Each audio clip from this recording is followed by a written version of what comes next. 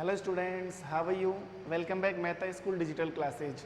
देखो, तत्वों की आवर्तिता पढ़ रहे थे हम और लगभग ये चैप्टर खत्म होने की कगार पर है, मतलब इस चैप्टर का एंड है। दो टॉपिक और बच रहे हैं, एक संयोजकता और एक धात्विक और अधात्विक गुण। इन दोनों गुणों की हमें आवर्तिता और पढ़नी है, एक संयोजकता, एक आवर्तिता, धात्विक और अधात्विक गुण। तो सबसे पहले मैं स्टार्ट कर देता हूँ संयोजकता। देखो हमने कितने पढ़ लिए हैं। सबसे पहले प्रभावी नाभिकीय आवेश, फिर परमाणु त्रिज्या, फिर आयनिक त्रिज्या, फिर आयनन एंथैल्पी, इलेक्ट्रॉन लब्धि एंथैल्पी।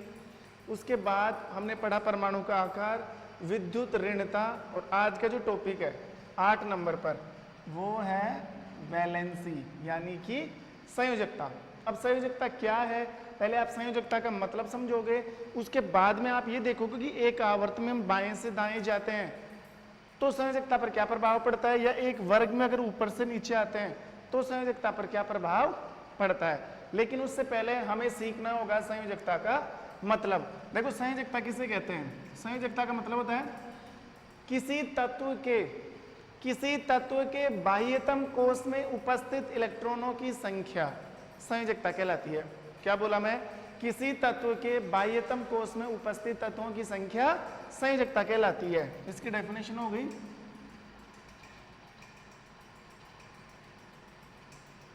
किसी तत्व के बाह्यतम कोष में, किसी तत्व के बाह्यतम कोष में उपस्थित इलेक्ट्रॉन्स की संख्या क्या कहलाती है? संयोजकता कहलाती है। संयोजकता कहलाती है मतलब किसी तत्व के बाह्यतम कोष में कितने इलेक्ट्रॉन है वही उसकी संयोजकता होती है। अगर किसी तत्व के बाह्यतम कोष में 1 इलेक्ट्रॉन है तो 1 संयोजकता, अगर 2 इलेक्ट्रॉन है तो 2 संयोजकता, 3 इलेक्ट्रॉन है तो 3 संयोजकता। किसी तत्व के बाह्यतम कोष में उपस्थित इलेक्ट्रॉनों की संख्या क्या कहलाती है? संयोजकता कहलाती है। अगर किसी तत्व के बाह्यतम कोष में 1 इलेक्ट्रॉन है तो उसकी संयोजकता 1 होगी, 2 इलेक्ट्रॉन है तो संयोजकता 2 होगी, 3 इलेक्ट्रॉन है तो संयोजकता 3 होगी, और 4 इलेक्ट्रॉन है तो संयोजकता 4 होगी। अगर सोचो किसी तत्व के बाह्यतम कोष में 4 से ज्यादा इलेक्ट्रॉन है, 4 से ज्यादा इलेक्ट्रॉन है तो फिर संयोजकता भी चेंज होती है, संयोजकता भी चेंज होती है। देखो 1 2 3 4, अगर किसी तत्व में, ध्यान सुनना, अगर किसी तत्व के बाह्यतम कोष में 1 2 3 या 4 इलेक्ट्रॉन है तो उनकी संयोजकता क्रमशः 1 2 3 4 हो जाती है। अगर बाह्यतम कोष में 4 से ज्यादा इलेक्ट्रॉन हो, 5 इलेक्ट्रॉन है मान लो, तो संयोजकता 5 नहीं होगी। उसके लिए हमें एक फॉर्मूला अपनाना पड़ेगा, और फॉर्मूला ये है कि अगर 4 से ज्यादा संयोजकता आती है ना, उसको 8 में से घटाना पड़ता है। देखो कैसे, ये तो क्या हो गई संयोजकता। अब संयोजकता निकालने का नियम क्या है? संयोजकता निकालने का नियम, देखो नियम क्या है। अगर किसी तत्व के बाह्यतम कोष में, अगर किसी तत्व के बाह्यतम कोष में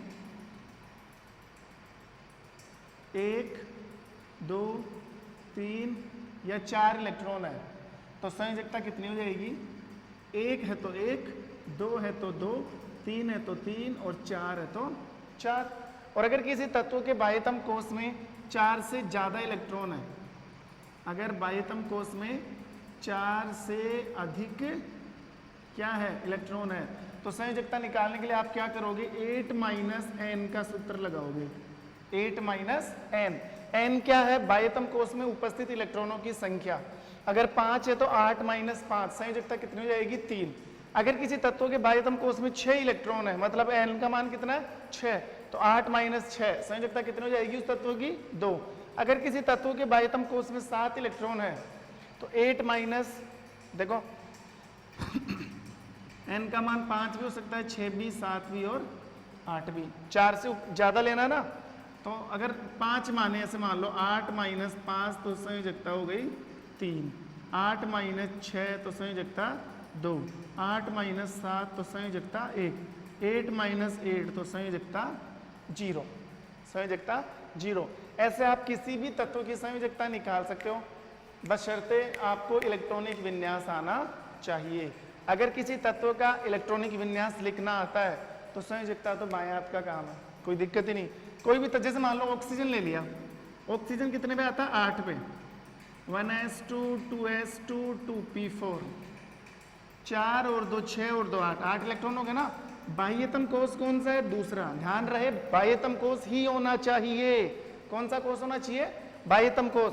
बाह्यतम कोष कौन सा है यहाँ पे? दूसरा। दूसरे कोष में कितने इलेक्ट्रॉन है? 4 और 2 6 इलेक्ट्रॉन है, मतलब 4 से ज्यादा है, मतलब 4 से ज्यादा है। तो आप फॉर्मूला लगाओ 8 माइनस n, तो 8, n का मान कितना है? 6। संयोजकता कितनी है? 2। ऑक्सीजन की संयोजकता कितनी होती है? 2। वैसे अगर नियम देखें ना कि बाह्यतम कोष में उपस्थित इलेक्ट्रॉनों की संख्या संयोजकता होती है, तो ऑक्सीजन की संयोजकता 6 भी है, ऑक्सीजन की संयोजकता 2 भी है। मतलब ऑक्सीजन 2 बॉन्ड भी बना सकता है, कहीं कहीं पर 6 बॉन्ड भी एक साथ एग्जिस्ट कर सकता है। लेकिन बेसिकली संयोजकता कितनी इसकी? 2। ये इसकी वैलेंसी है। जैसे मान लो ऑक्सीजन के बाद में कौन आता है? फ्लोरीन 9, तो 1s2 2s2 2p5। बाह्यतम कोष में 7 इलेक्ट्रॉन है, 8 माइनस 7, संयोजकता 1। फ्लोरीन की संयोजकता 1 भी है, 7 भी है। जैसे मान लो नियोन 10 पे आता है, 1s2 2s2 2p6, कितने इलेक्ट्रॉन है? 8, 8 माइनस 8 बराबर 0। ये तो अक्रिय गैस है। 18वां वर्ग, हीना नीना और Katrina, helium neon argon krypton radon, ये सब गैसों की संयोजकता 0 है। सबकी वैलेंसी 0 0, और 0 का मतलब है ये किसी से भी क्रिया नहीं करती है, किसी से भी क्रिया नहीं करती है। देखो किसी की जितनी संयोजकता होती है ना, वो उतने ही बंध बनाता है। ऑक्सीजन की संयोजकता 2 है, तो वो 2 बंध बनाकर किसी दूसरे तत्व से जुड़ सकता है। नाइट्रोजन की संयोजकता 3 होती है, तो 3 बंध बना के जुड़ सकता है। हाइड्रोजन की 1 है तो 1। लेकिन अक्रिय गैसों की संयोजकता कितनी है? 0। साफ साफ सुनो आप, एक तो संयोजकता की डेफिनेशन ये, बाह्यतम कोष में उपस्थित इलेक्ट्रॉनों की संख्या क्या होती है? बाह्यतम कोष में उपस्थित इलेक्ट्रॉनों की संख्या संयोजकता कहलाती है। एक डेफिनेशन एक और आती है, और एक डेफिनेशन ये है कि किसी भी तत्व को अपना अष्टक पूरा करने के लिए जितने इलेक्ट्रॉनों की आवश्यकता होती है, किसी तत्व को अपना अष्टक पूरा करने के लिए जितने इलेक्ट्रॉनों की आवश्यकता होती है वो भी संयोजकता होती है। जैसे मान लो ऑक्सीजन की बात करें, ऑक्सीजन के बाह्यतम कोष में 6 इलेक्ट्रॉन है। अब इसको अपना अष्टक पूरा करने के लिए, अष्टक मतलब 8 इलेक्ट्रॉन पूरा करने के लिए कितने की जरूरत है? 6 तो खुद के पास है, 2 और चाहिए, तो 2 दूसरे से चाहिए ना, तो इसकी संयोजकता कितनी होगी? 2। और अगर आप नियम पहला लगाओ कि किसी तत्व के बाह्यतम कोष में इलेक्ट्रॉनों की संख्या, वो भी संयोजकता है। 6 भी ऑक्सीजन की संयोजकता है, 2 भी ऑक्सीजन की संयोजकता है, 7 भी फ्लोरीन की संयोजकता है, 1 भी फ्लोरीन की संयोजकता है। नियोन की संयोजकता 0, क्योंकि ये इसको अष्टक पूरा करने की जरूरत नहीं है, इसका अष्टक ऑलरेडी पूरा है। देख लो 6 और 2 8, इसका अष्टक पहले से ही पूरा है। तो संयोजकता 2 तरीके से निकाली जाती है। एक तो बाह्यतम कोष में उपस्थित इलेक्ट्रॉनों की संख्या संयोजकता होती है, ठीक है, बाह्यतम कोष में उपस्थित इलेक्ट्रॉनों की संख्या संयोजकता होती है। दूसरी बात, किसी तत्व को अपना अष्टक पूरा करने के लिए जितने इलेक्ट्रॉनों की आवश्यकता होती है वो भी उसकी क्या होती है? संयोजकता होती है। ऐसे आप किसी भी तत्व की संयोजकता निकाल सकते हो, ठीक है। अब हमें क्या करना है? संयोजकता के लिए आवर्तिता पढ़नी है कि एक वर्ग में बाएं से दाएं जाओगे तो संयोजकता पर क्या असर पड़ेगा। सॉरी, एक आवर्त में बाएं से दाएं जाओगे तो, और एक वर्ग में ऊपर से नीचे आओगे तो संयोजकता पर क्या असर पड़ेगा। देखो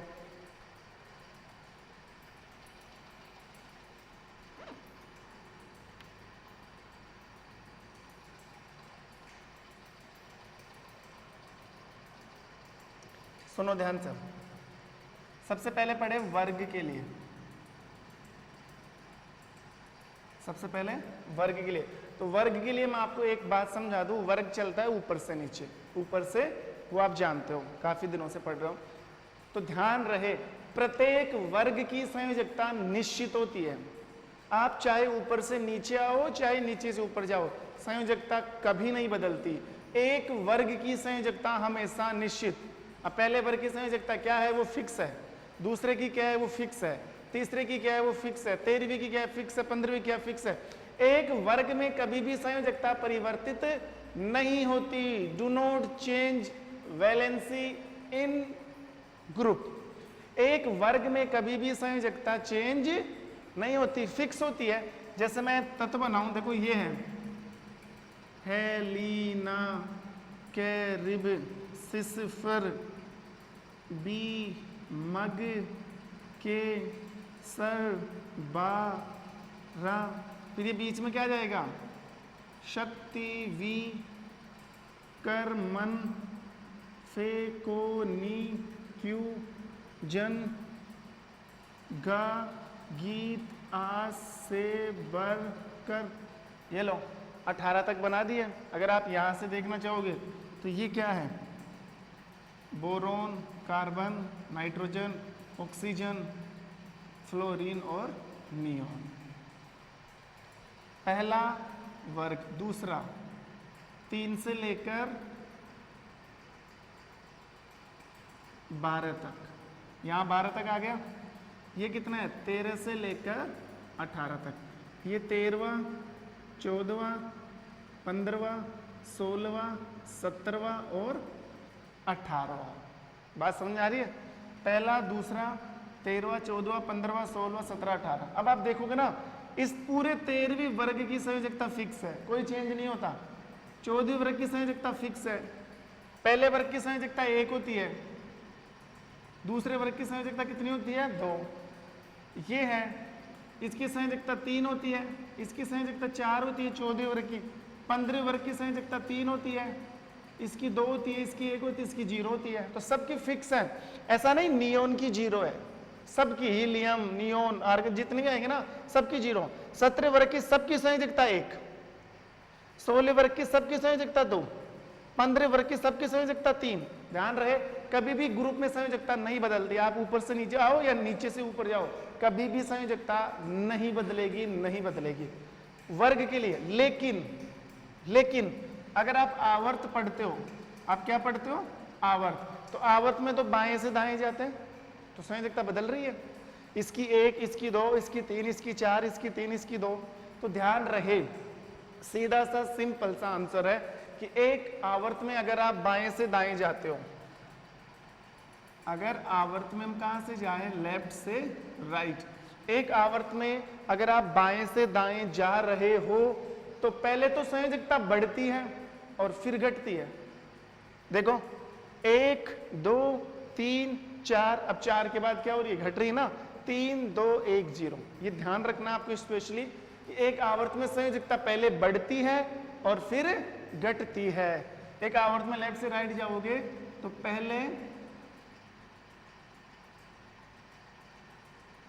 पहले संयोजकता बढ़ती है और फिर घटती है। पहले बढ़ती है और फिर क्या हो जाती है, घटती है। लेकिन एक वर्ग में संयोजकता ना घटेगी ना बढ़ेगी, फिक्स रहेगी। एक वर्ग में ऊपर से नीचे आने पर संयोजकता के मान में कोई परिवर्तन नहीं होता, कोई चेंज नहीं होता। जबकि एक आवर्त में बाएं से दाएं जाने पर संयोजकता पहले बढ़ती है और फिर घटती है। और यह भी ध्यान रखना, संयोजकता 4 तक बढ़ती है और 4 के बाद घटती जाती है। सबकी संयोजकता अलग अलग होती है। देखो सबकी संयोजकता पहले वर्ग की 1 होती है, दूसरे वर्ग की 2 होती है, 13वें वर्ग की 3 होती है, 14वें वर्ग की 4 होती है। अब आप सोच रहे होंगे सर आपने ये डी ब्लॉक क्यों नहीं लिया, ये डी ब्लॉक क्यों नहीं लिया? तो देखो ये डी ब्लॉक की जो संयोजकता है ना वो फिक्स नहीं होती है। डी ब्लॉक के तत्व एक से ज्यादा संयोजकता प्रदर्शित करते हैं। डी ब्लॉक के तत्व एक से ज्यादा संयोजकता प्रदर्शित करते हैं, उन्हें बोलते हैं परिवर्तनशील संयोजकता।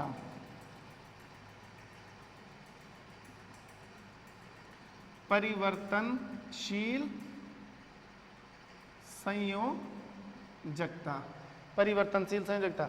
डी ब्लॉक के तत्व जैसे मान लो ये फेरस है, Fe लोहा है, ये इसकी संयोजकता 2 भी होती है, 3 भी होती है। कोबाल्ट है, सॉरी कॉपर है, इसकी संयोजकता 1 भी होती है, 2 भी होती है। क्रोमियम 2 भी होती है, 3 भी होती है। तो इनकी संयोजकता फिक्स नहीं है, इनकी संयोजकता 1 से अधिक होती है, जिनको हम क्या बोलते हैं, परिवर्तनशील संयोजकता। लेकिन ये किसके लिए है, ओनली डी ब्लॉक के तत्वों के लिए। किसके लिए, डी ब्लॉक के तत्वों के लिए। और आजकल तो डी ब्लॉक के तत्वों के लिए संयोजकता के स्थान पर एक दूसरा शब्द आ गया जिसको ऑक्सीकरण अवस्था बोलते हैं। जिसको क्या बोलते हैं, ऑक्सीकरण अवस्था। क्या बोलते हैं, ऑक्सीकरण अवस्था। देखो ये एस ब्लॉक, ये पी ब्लॉक, आप जानते हो इनमें संयोजकता निकालने में कोई जोर नहीं आएगा। एस ब्लॉक में इसकी एक है, इसकी दो है, 3 4 3 2 1 0। दिक्कत कहाँ आती है? डी ब्लॉक में। डी ब्लॉक एक से ज्यादा संयोजकता प्रदर्शित करता है, जिसको परिवर्तनशील संयोजकता कहते हैं। लेकिन आज के टाइम में, प्रेजेंट टाइम में, पहले बोलते थे परिवर्तनशील संयोजकता, आज डी ब्लॉक के लिए संयोजकता के स्थान पर कौन सा शब्द यूज में लेते हैं? ऑक्सीकरण अवस्था। और ऑक्सीकरण अवस्था किसे कहते हैं? एक तत्व के द्वारा, एक तत्व के परमाणु के द्वारा दूसरे तत्व के परमाणु से इलेक्ट्रॉन खींचने की क्षमता को, से इलेक्ट्रॉन ग्रहण करने की क्षमता को क्या बोलते हैं? या ऐसे बोल सकते हैं हम, एक तत्व के द्वारा दूसरे तत्व से जितने इलेक्ट्रॉन ग्रहण किए जाते हैं वही क्या होती है? ऑक्सीकरण अवस्था। एक तत्व दूसरे तत्व से 3 इलेक्ट्रॉन ग्रहण कर रहा है तो उसकी ऑक्सीकरण अवस्था कितनी हो जाएगी? 3। संयोजकता कितनी हो जाएगी? 3। और इलेक्ट्रॉन क्यों खींचेगा? वो क्यों ग्रहण करेगा? क्योंकि उसको अपना अष्टक पूरा करना है। कोई भी तत्व दूसरे तत्व से इलेक्ट्रॉन ग्रहण क्यों करता है? क्योंकि उसको अपने बाह्यतम कोश में कितने इलेक्ट्रॉन पूरे करने होते हैं? 8 इलेक्ट्रॉन। तो 8 इलेक्ट्रॉन पूरा करने के लिए जितने इलेक्ट्रॉन ग्रहण करेगा वही क्या होती है? संयोजकता। और डी ब्लॉक के लिए उसी चीज को हम क्या बोल देते हैं? ऑक्सीकरण अवस्था। क्या बोल देते हैं? ऑक्सीकरण अवस्था। ये था संयोजकता वाला टॉपिक। ठीक है, अब देखो एक चीज और पढ़नी है संयोजकता में, वापस एक बार मैं रिवाइज करवा देता हूं संयोजकता का टॉपिक। संयोजकता किसे कहते हैं? 2 तरीके से बताओगे। किसी तत्व के बाह्यतम कोश में उपस्थित इलेक्ट्रॉनों की संयोजकता, किसी तत्व के बाह्यतम कोश में उपस्थित इलेक्ट्रॉनों की संख्या संयोजकता कहलाती है। अगर किसी तत्व के बाह्यतम कोश में 1 2 3 और 4 इलेक्ट्रॉन है तो क्रमशः उनकी संयोजकता 1 2 3 और 4 हो जाती है। अगर किसी इलेक्ट्रॉन के बाह्यतम कोश में 4 से ज्यादा इलेक्ट्रॉन हो तो उसके लिए हम एक फॉर्मूला अप्लाई करते हैं 8 - n, जहां पर n क्या है? बाह्यतम कोश में उपस्थित इलेक्ट्रॉनों की संख्या। तो बाह्यतम कोश में उपस्थित इलेक्ट्रॉनों की संख्या यानी कि n की वैल्यू डालते जाओ, 8 में से लेस करते जाओ और आपको उस तत्व की क्या मिल जाएगी? संयोजकता। फिर आप आवर्तिता पढ़ते हो, सबसे पहले आते हो आप किसके लिए? वर्ग के लिए। वर्ग के लिए चलना पड़ता है ऊपर से नीचे। तो एक वर्ग के लिए संयोजकता कभी भी चेंज नहीं होती है, no change. Valency in period group हमेशा फिक्स रहती है। अगर आप आवर्त में चलते हो बाएं से दाएं तो पहले संयोजकता बढ़ती है, फिर संयोजकता घटती है। एस ब्लॉक के तत्वों की संयोजकता 1 2 होती है, पी ब्लॉक के तत्वों की संयोजकता 3 4 3 2 1 0 होती है और डी ब्लॉक के तत्वों की संयोजकता क्या होती है? परिवर्तनशील संयोजकता, एक से ज्यादा संयोजकता होती है। आजकल उनके स्थान पर किसका यूज किया जा रहा है? आजकल उनके स्थान पर ऑक्सीकरण अवस्था। और ऑक्सीकरण अवस्था किसे कहते हैं? किसी तत्व के द्वारा दूसरे तत्वों के इलेक्ट्रॉनों की जितनी संख्या ग्रहण की जाती है वो ऑक्सीकरण अवस्था कहलाती है। खत्म बात, एक झटके में खत्म सारा। बस एक चीज और पढ़नी है इसमें। अब वो एक चीज क्या है? सुनो,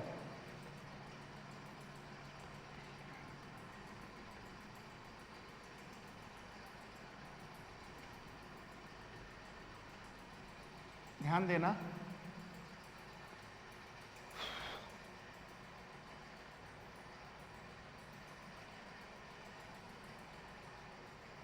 देखो बात यह है कि यदि कोई तत्व हाइड्रोजन से जुड़ता है, अगर कोई तत्व हाइड्रोजन से जुड़ता है तो संयोजकता 4 तक बढ़ती है। यदि कोई तत्व हाइड्रोजन से जुड़ता है तो संयोजकता 4 तक बढ़ती है। यदि कोई तत्व ऑक्सीजन से जुड़ता है, यदि कोई तत्व ऑक्सीजन से जुड़ता है तो संयोजकता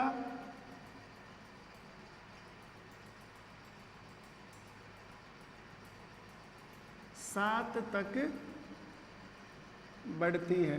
देखो थोड़ा सा दिमाग खर्च करना, और दिमाग खर्च ये कर रहा है कि संयोजकता किसे कहते हैं? किसी भी तत्व के द्वारा अपना अष्टक पूरा करने के लिए, मान लो किसी को अष्टक पूरा करने के लिए 1 इलेक्ट्रॉन चाहिए तो संयोजकता 1 हो गई।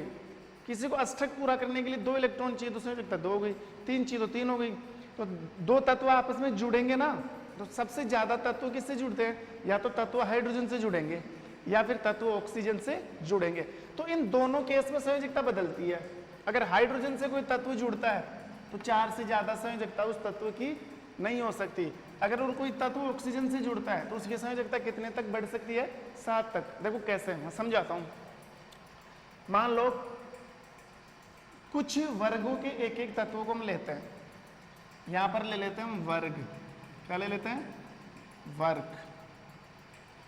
यहां पर वर्ग के तत्व, यहां पर उनकी संयोजकता, और यहां पर हम बताएंगे हाइड्रोजन से जुड़ने पर बना यौगिक, और यहां पर हम बताएंगे ऑक्सीजन से जुड़ने पर, ऑक्सीजन से जुड़ने पर बना यौगिक। लेट्स सी, देखो ध्यान देना।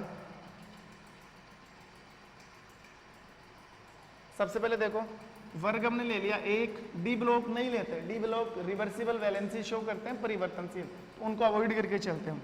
1, 2, 13वां, 14वां, 15वां, 16वां और 17वां। 18वां इसलिए नहीं ले रहा क्योंकि उनकी संयोजकता क्या होती है? 0, तो उनका कोई मतलब ही नहीं है। इसका पहला तत्व ले लिया हमने, जैसे हाइड्रोजन है, फिर हीलियम है, तो हीलियम तो 0 गैस है। लिथियम ले लिया,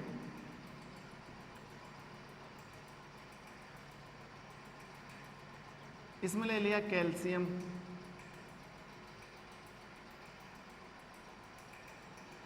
ठीक है, इसमें ले लिया एल्यूमिनियम, इसमें सिलिकॉन, फास्फोरस, सल्फर और क्लोरीन, ये तत्व ले लिया। एल्यूमिनियम 13वें वर्ग का ही तो है, सिलिकॉन 14वें का, फास्फोरस 15वें का, सल्फर 16वें का और क्लोरीन 17वें का। तो लिथियम संयोजकता कितनी होती है? 1। कितनी होती है? 1। कैल्शियम की संयोजकता 2।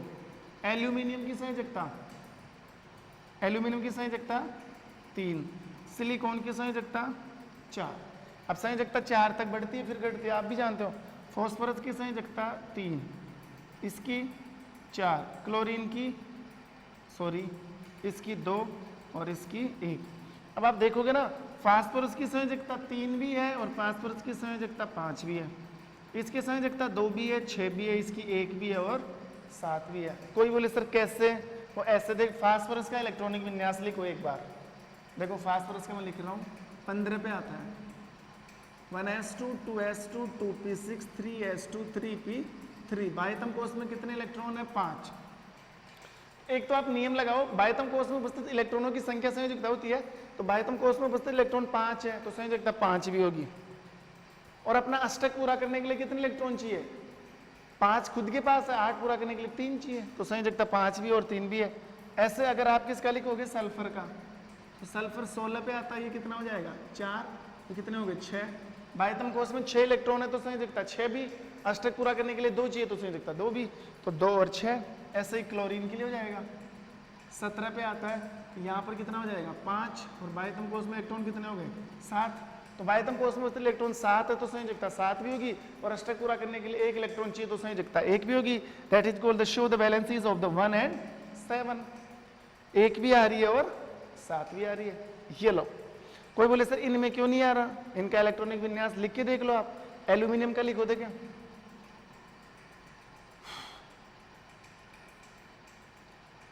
13 पे आता है 1s2 2s2 2p6 3s2 3p1। बाह्यतम कोश में उपस्थित इलेक्ट्रॉनों की संख्या कितनी है? 3।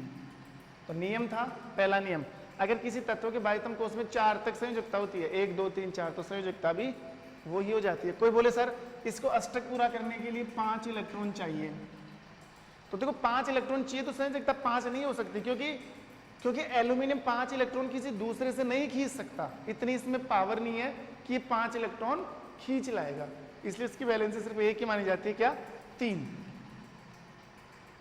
ये लो, अब देखो 1 2 3 4 3 5 2 6 1 7। अब हाइड्रोजन से जुड़ने पर बना यौगिक, लिथियम को हाइड्रोजन से जोड़ना आपको। लिथियम की संयोजकता 1 होती है, हाइड्रोजन की भी 1 होती है, दोनों सिंगल बॉन्ड बना के जुड़ जाएंगे, LiH, लिथियम हाइड्राइड। क्या नाम हो गया? Lithium hydride. कैल्शियम के साथ इसको जोड़ेंगे तो CaH2। देखो कैसे, इधर कैल्शियम इधर हाइड्रोजन, तो कैल्शियम की संयोजकता 2, इसकी कितनी होती है 1, पढ़ा है ना 9th क्लास में फॉर्मूला बनाना, 1 इसके साथ जाएगा 2 इसके साथ, तो CaS2 बन गया। एल्यूमिनियम AlH3, अब ये कैसे बना, इधर एल्यूमिनियम लिखो इधर हाइड्रोजन लिखो, एल्यूमिनियम की संयोजकता 3, हाइड्रोजन की 1, वज्र गुणा करोगे 1 एल्यूमिनियम के साथ 3 हाइड्रोजन के साथ, जुड़ गया AlS3। सिलिकॉन Si, ऐसे पहले बनाते हैं, इधर सिलिकॉन इधर हाइड्रोजन, इसकी 4 होती है इसकी 1 होती है, तो सिलिकॉन के साथ तो जाएगा 1 लिखना जरूरी नहीं, हाइड्रोजन के साथ कितना जाएगा 4, तो क्या फॉर्मूला बना SiH4। अब आप चेक करो, कोई तत्व हाइड्रोजन से जुड़ता है तो संयोजकता 4 तक बढ़ती है, बस हाइड्रोजन से जुड़ने पर वैलेंसी 4 तक बढ़ चुकी है। अब ये नहीं होगा कि सर अगर फास्फोरस हम बनाएं तो फिर क्या pH5 हो जाएगा क्या, नहीं, क्योंकि 4 से ज्यादा हाइड्रोजन के साथ संयोजकता नहीं बढ़ती, एग्जिस्ट ही नहीं कर पाता वो, तो यहाँ पर ये 5 नहीं लेंगे हम, यहाँ पर क्या लेंगे, फास्फोरस की संयोजकता 3 लेंगे, तो क्या बन जाएगा pH3, क्योंकि हाइड्रोजन की तो 1 होती है ना, फास्फोरस की 3 होती है, इससे जाके जुड़ जाएगा pH3। यहाँ पर सल्फर की 2 है, तो देखो सल्फर हाइड्रोजन की कितनी होती है 1, इसकी 2, वज्र गुणा करोगे तो S क्या बन जाएगा, इसको ऐसे मत लिखना SH2 नहीं लिखते इसको लिखते हैं H2S, क्या लिखते हैं H2S, हाइड्रोजन सल्फाइड। अगर क्लोरीन के साथ बनाओगे 7 तो जोड़ना नहीं है, क्योंकि हाइड्रोजन के साथ 4 तक ही बढ़ती है, 1 HCl, क्या बन गया HCl, ये लो हाइड्रोजन से जुड़ने पर ये यौगिक बन गए, lithium hydride, calcium hydride, aluminium hydride, silicon hydride, phosphorus hydride, hydrogen sulphide और हाइड्रोक्लोरिक एसिड। अब ऑक्सीजन के साथ जोड़ो, किसके साथ जोड़ना है, ऑक्सीजन के साथ, 7 तक बढ़ सकती है संयोजकता। सबसे पहले लिथियम ले लो, इधर तो लिथियम इधर ऑक्सीजन, इसकी संयोजकता 1, इसकी संयोजकता 2, तो Li2O क्या बन गया Li2O। कैल्शियम का बनाओ, कैल्शियम को जोड़ना है ऑक्सीजन के साथ, कैल्शियम इधर ऑक्सीजन, कैल्शियम की भी 2, ऑक्सीजन की भी 2, 2 से 2 कैंसिल, क्या बन गया CaO। एल्यूमिनियम के साथ बनाओगे आप, एल्यूमिनियम इधर ऑक्सीजन, इसकी 2 इसकी 3, तो Al2O3, एल्यूमिनियम ऑक्साइड। सिलिकॉन के साथ बनाओ SiO, इसकी 2 इसकी 4, तो देखो क्या बन रहा है Si2O4, 2 से 2 कैंसिल, Si इधर 2 बच गया ना, SiO2, SiO2। फास्फोरस के साथ बनाओ, देखो इधर फास्फोरस इधर ऑक्सीजन, इधर 2 इधर 3, यानी कि P2O3,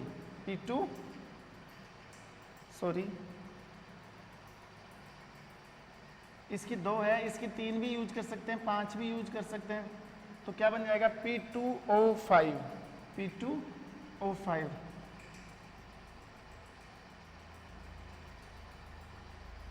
हाँ, सल्फर के साथ, इधर सल्फर इधर ऑक्सीजन, इधर 2, सल्फर कितना आ रहा है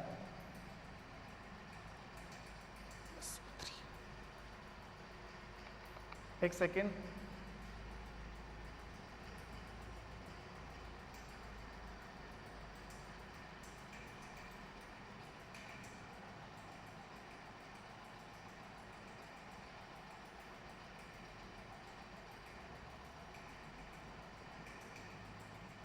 हाँ देखो ध्यान देना, सल्फर की मैक्सिमम कितनी है 6, इधर सल्फर इधर ऑक्सीजन, सल्फर की कितनी आ रही है 6, इधर ऑक्सीजन की कितनी होती है 2, वज्र गुणा करोगे तो क्या बनेगा S2O6,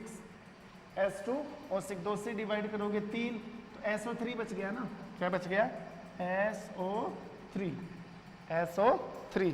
ऐसे लास्ट में किसके साथ बन गया, क्लोरीन के साथ बनानी है, इधर क्लोरीन इधर ऑक्सीजन, तो क्लोरीन इसकी कितनी है 2, इसकी कितनी है 7,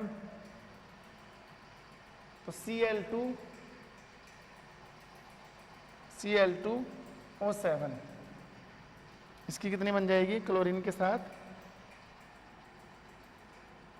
Cl2O7, ठीक है। तो ये तत्व लिखे हुए हैं, ये संयोजकता, ये हाइड्रोजन से जुड़ी होगी, ये ऑक्सीजन से जुड़ी होगी। आई होप संयोजकता वाला टॉपिक आपको समझ में आ गया होगा। अगर इतना भी आपको समझ में नहीं आया तो आपको एक ही चीज ध्यान में रखना है, बाह्यतम कोश में उपस्थित इलेक्ट्रॉनों की संख्या संयोजकता होती है। वर्ग के लिए याद रख लेना, वर्ग के लिए कभी भी संयोजकता चेंज नहीं होती, समान चलती है। और अगर आवर्त में चलोगे आप बाएं से दाएं तो पहले संयोजकता बढ़ेगी और फिर संयोजकता घटती है। बस ये इस पूरी बात का निचोड़ था, बाकी तो मैंने एक एक चीज समझाई है तुम, ठीक है। ढंग से आराम से वीडियो को देखना, एक एक चीज को वीडियो रोक रोक के समझ लिया करो, फिर समझना। अब इस टॉपिक की एक पॉइंट और बच रहा है, धात्विक और अधात्विक ऑक्साइड, वो हम नेक्स्ट वीडियो में क्लियर करेंगे। तब तक के लिए thank you, have a nice day.